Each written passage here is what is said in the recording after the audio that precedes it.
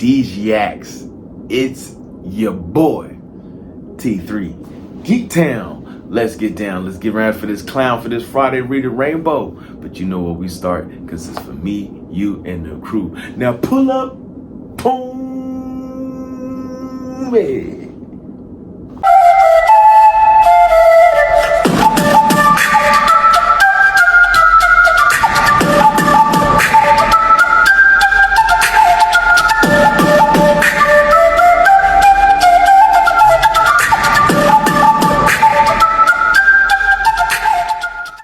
What up, Afrodisiacs? It's your boy, T3. Geek Town. Let's get down. But before we do that, don't forget to like, subscribe, share, comment. Come talk to your boy. Let the conversations begin. Let the freight begin. Let's do what we do. Reading Rainbow Friday. I want to say book 4 of Absolute Batman. We're going to finally jump into the final 2 chapters of this particular book. It's a good Friday. Let's go and sit back, relax, and enjoy the ride. So, I found this book a bit confusing and interesting in the direction that we're going. So in this particular style, last time we saw, let's go back, go book 3. Book 3, we were discussing Bruce Wayne taking the deal from Black Mask to stand down for a week for a lot of money. You know what I'm saying? So Black Mask can finish out his plan to take over Gotham, to do what he wanted to do, to disrupt and everything. And Batman feeling like he cannot overcome any situation that Black Mask can do, and letting Alfred talk him out of going hard in the paint, because this is not the same Bruce Wayne who has the financials to do what he needs to do. This is a Bruce Wayne that still has his mother. He still has things to lose. He still is like finite to the situation, or feels like he is finite to the situation. So when we jump into book 4, Book 4, we go into a flashback. We start out with Bruce Wayne as a teenager on the stands in the courtroom, talking to the judge and the lawyers as Joe Chill. Yes, they kept Joe Chill as the person that killed his parents. As Joe Chill is getting ready to give out his little speech or whatever the case may be. It's been a couple of years. I want to say he spent some time in prison. Joe Chill is feeling some type of way, and Bruce Wayne decided as a child he needed to get this off his chest before Joe Chill lets out his speech. So this is where we begin. We also get to see the beginning of where Batman was at. What was his thought process? What was he doing? What was he thinking? How was he out there moving about in the game?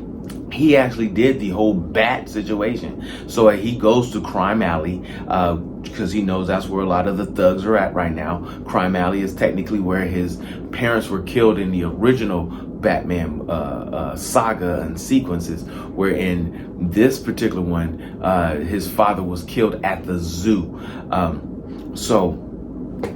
Protecting him from Joe Chill, who had came into the zoo killing people and this and so forth. Well, that being said, he goes to Crime Alley. There's a gang terrorizing a group of people who's doing extortion to the people in the neighborhoods, saying that, you know what, we can protect you, but you got to pay us to protect you. And he decides to dress up literally as a vampire bat, like put teeth in his fangs in his mouth and everything. He actually put a toxic venom that paralyzes the people that he's fighting against when he bites them on the neck, like Dracula. You know what I'm saying? Like, that was a little weird, right?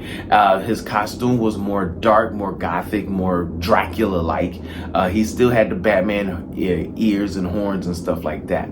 Well, after going through all of that, and you know what I'm saying, he beat up the guys and saved the people and all the rest of this stuff, he was not satisfied with his work. And then you go back into a second portion of the flashback again, of him building the bridge that won him the contest in his school to get his students the right to go to the zoo on a field trip, this and so forth. And he had won first place. And at that time, he built the bridge based on an animal, the bat, and why bats were such great creatures and adaptable and able to last in any environment, because they adapt to their environment and so on and so forth. So you get in the correlation of Batman and his connection to bats and everything else. As we know, bats, Batman chose bats because he wanted to put fear into his his people, into the criminals, into the city. He wanted to put it out there that fear was the number one reason. As a bat, he could be a bigger symbol, a bigger thing.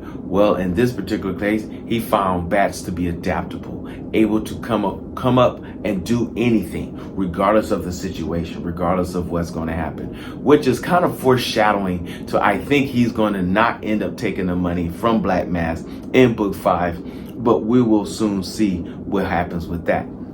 Well, anyway, he adapts and gets stronger. He learns to fight better. He gets bigger. You can see him working out. You can see him adapting the suit. You can see him changing things. You can see him building more gadgets because he's still a genius. This Batman is still a particular genius, and his mind works in ways that nobody else does because he's on a molecular level of geniuses. You know what I'm saying? He's like one of the top 5 people in the world who could come up with certain things and build certain things and understand chemical analysis and all the rest of this nonsense and stuff like that.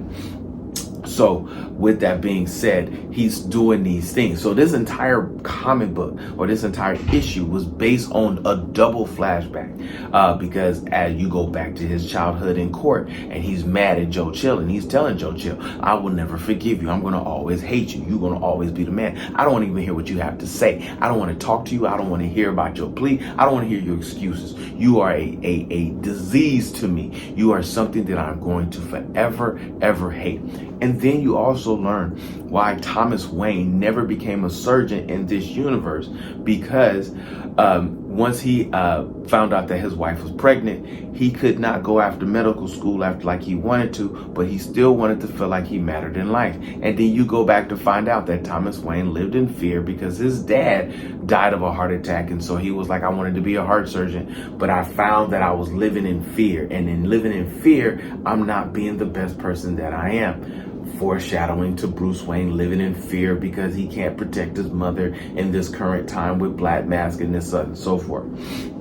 So all this foreshadowing is going on to the final plot in the book, because it was only supposed to be a 5-part series. So of course you find out eventually he fits the suit to where he wanted to go. He becomes more gadget orientated, the Batman that we know, as he goes through Crime Alley, as he goes through investigation to find out how drugs and guns and everything. You're still dealing with the Maronis. You're still dealing with the Falcones, the 2 crime boss families that's in there, and how he is really dealing with them. And so now we're going to find out how this becomes the whole Black Mask situation. The book did not end with him going back to the present time. We still ended to the past with him learning, and the best way of him becoming adaptable to the situation. So how is this going to go forth?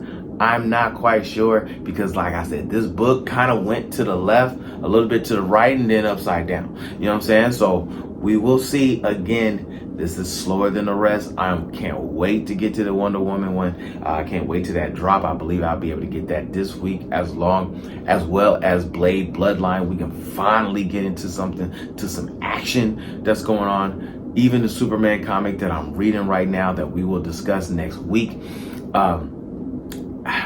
Flashbacks. I don't. Yeah, I guess.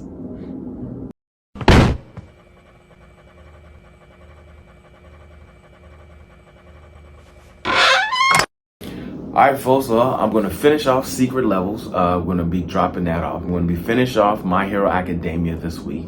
I'm going to jump back into Creature Commandos and jump back into Penguin. So this weekend, I got a couple things to ride up into, to jump into, to figure out, to look at, and really finally get us caught up on some things, thought processes, what's happening, what's going on. I know WonderCon is coming into town in LA pretty soon. I'm not going to really hit that. My mind focus is on the LA Comic-Con in September, which we will be discussing as times get closer and closer and closer to doing such things, as well as there's no really big movies getting ready to come up. February is dropping, so you know we've already discussed my my reservations as well as expectations for Captain America Brave New World. So we got a lot to talk about and a lot to get into, a lot of stuff to jump off on. So until then, my friends, if you see your mans in the streets, hit them with the beats. Hit them with a jingle jangle, baby. Jingle jangle.